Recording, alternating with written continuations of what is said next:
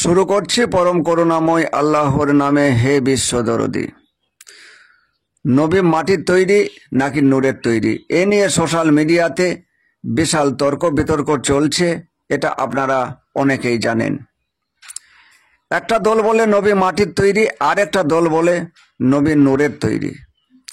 অথচ আমার মহান রব্বুল আলামিন তিনি যেমন ঘোষণা করেছেন যে হে নবী তুমি বলে দাও তুমি তাদের মতোই মানুষ, আবার তিনি তাকে নূর দ্বারাতেই সৃষ্টি করেছেন। দুটো কথাই কিন্তু আমরা পাই।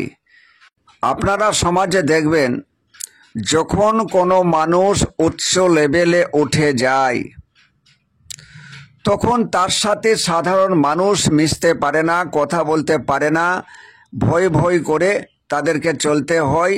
এই ভয় কোনো অত্যাচারের ভয় নয়, সম্মানের দিক দিয়ে তার সঙ্গে মিশতে দ্বিধাবোধ করে।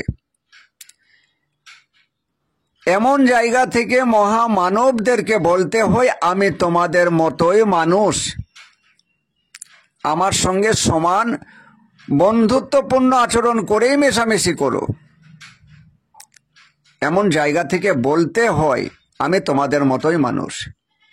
কিন্তু একটা দল বলছে নবীকে কখনোই মাটি দ্বারা সৃষ্টি করা হয়নি। নবীর যে আধার, নবীর যে শরীর, নবীর যে বডি, এই বডি কিসের দ্বারাই সৃষ্টি করা হয়েছিল? আগুন, পানি, বাতাস, মাটি, আকাশ, এই যে এই যে পাঁচটি তত্ত্ব, এই পাঁচটি তত্ত্ব দিয়ে কি নবীর ওই আধার, নবীর ওই শরীর কি তৈরি করা হয়নি? এটা তো পাঁচটা ভৌত পদার্থ দ্বারাতেই সৃষ্টি। কেটে গেলে কি রক্ত বেরোতো না? তিনি কি কোনো সন্তানের পিতা হননি? তিনি কি রাতে ঘুমাননি? তিনি কি খাদ্য খাবার খাননি? ওই শরীরে কি লোভ, ক্রোধ, রাগ, যে বডিগত বৈশিষ্ট্য তা কি ছিল না? সমস্ত কিছুই ছিল। আপনার আমার শরীরের যে গুণাগুণ, এই আধারে যে গুণাগুণ, এই আধার যা দিয়ে সৃষ্টি, আমার নবীজির ওই আধার, ওই শরীর, তাই দিয়েই সৃষ্টি ছিল। আপনি যেমন ঘুমান তিনিও তেমন ঘুমান, আপনি যেমন খান তিনিও তেমন খান, আপনি যেমন কোনো সন্তানের পিতা হয়েছেন তিনিও সন্তানের পিতা হয়েছেন। এই দিক দিয়ে, তার শরীরগত বৈশিষ্ট্য দিক দিয়ে, তার যে শরীর, তার যে আধার, সেটা মাটিরই তৈরি। কিন্তু তার অন্তরে নিহিত যে পাওয়ার, অন্তরে নিহিত যে মনুষ্যত্ব, অন্তরে নিহিত যে উচ্চ গুণাগুণ, যা তাকে আল্লাহ স্পেশালভাবে দিয়েছিলেন, যে গুণের কারণে তিনি আজ আমাদের কাছে মহামানব, ওই গুণ, ওই পাওয়ার, তা কি করে প্রকৃতির হতে পারে? তা কি করে মাটির হতে পারে? তা কি করে আগুন, পানি, এই যে পাঁচটি ভৌত পদার্থের, তাদের কি করে হতে পারে? আপনারা জানেন সেই জাহিলিয়াতের যুগে নারী সন্তানদের বাঁচতে দেওয়া হতো না। তার জন্মদাতা পিতা মাতাই জন্মের সময়তে মেরে মাটি চাপা দিয়ে দিত। কেন? কন্যার পিতামাতা হওয়া মানেই সমাজে লাঞ্ছিত, অপমানিত। এই ভয়ে তাদেরকে মেরে দেওয়া হতো। শুধু এই ভয়ে নয়, এর পেছনে আরও কারণ ছিল। আপনারা জানেন আমার নবীজি যখন আরব দুনিয়ায় এসেছিলেন তার আগে পর্যন্ত আরব দুনিয়াটা অন্ধকারময় ছিল। একটা নারীকে 70 বার বেচাকেনা করা হতো, অর্থাৎ 70টা পুরুষ দ্বারাই তিনি ধর্ষিত হতেন।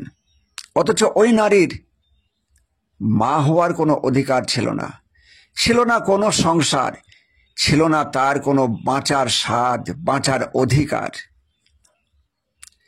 এগুলা একজন মহামানবের হৃদয়কে বিচলিত করেছিল। গরিব, নিপীড়িত, শোষিত, এতিম, মিসকিন, যে সমস্ত দুর্দশার মানুষরা ছিল, এই মানুষরাই এদের থেকে যারা বড়, যারা ধনী, তাদের দ্বারাই শোষিত হতে হতো। তাদের দাসে রূপান্তরিত হয়ে থাকতে হতো। এদের বাঁচার অধিকার ছিল না। মানুষ হয়ে জন্ম নিয়েছে, আল্লাহ মানুষ হয়ে পাঠিয়েছে, অথচ মানব অধিকার নিয়ে বাঁচার অধিকার নাই। তাই তো মহান রব্বুল আলামিন এমন মহা মানবকে আরবে পাঠালেন, এমন মানব হৃদয় যে অপরের দুঃখটাকে নিজের দুঃখ মনে করে বিচলিত হয়ে পড়ে, অপরের কষ্টকে নিজের কষ্টের মধ্যে নিয়ে এসে বিচলিত হয়ে পড়ে, অপরের দুঃখে নিজের চোখ দিয়ে অশ্রু ঝরে অন্তরকে বিচলিত করে ফেলে।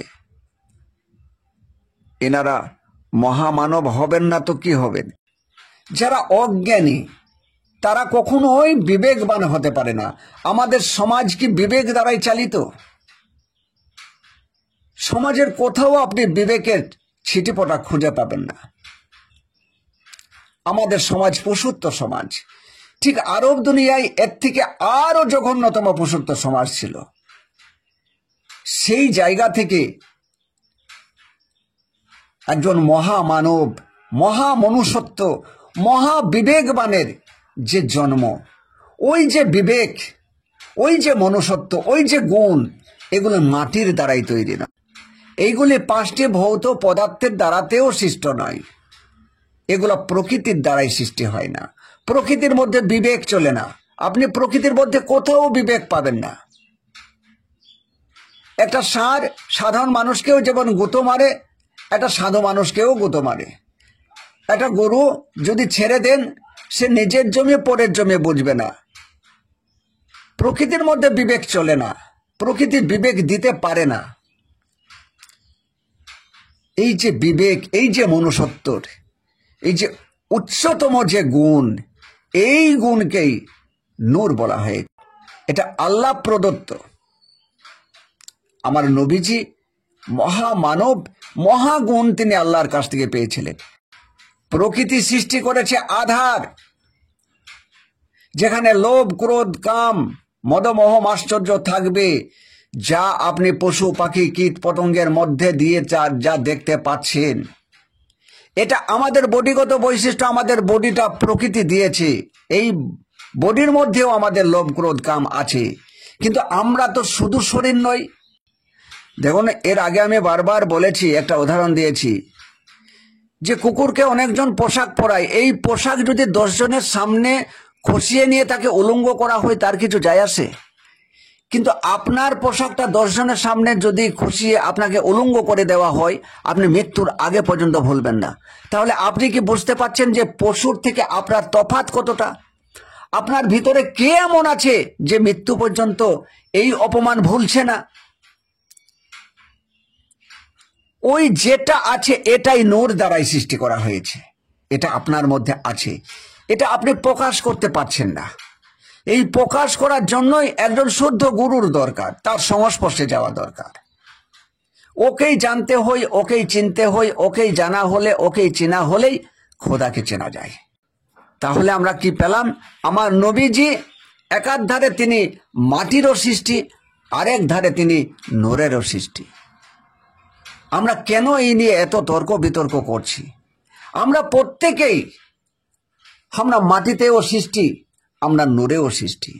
আমার নবীজি তার নূরকে, তার যে দেহবোধ, আমার নবীজির যে দেহবোধ, এই দেহবোধের ঊর্ধ্বে, কারণ দেহ কি মাটি দিয়ে তৈরি, তিনি দেহবোধের ঊর্ধ্বে গিয়ে বাঁচলেন, পুরো নুরানি জগতে গিয়ে তিনি বাঁচলেন। তাই জোর দিয়ে বলা হয় তিনি নূরের সৃষ্টি। আমরা যতক্ষণ পর্যন্ত দেহবোধের ঊর্ধ্বে না উঠতে পারছি, ততক্ষণ আমরা নূরের সৃষ্টি কথা বলতে পারি না। নূরের সৃষ্টি মহামানবগণ, মহাবিবেক, মহামনুষ্যত্ব, যা প্রজ্ঞা থেকে আসে, যা সূক্ষ্ম, যা গভীর জ্ঞান থেকে আসে। যাই হোক, আজ এই পর্যন্তই রাখি। খোদা হাফেজ।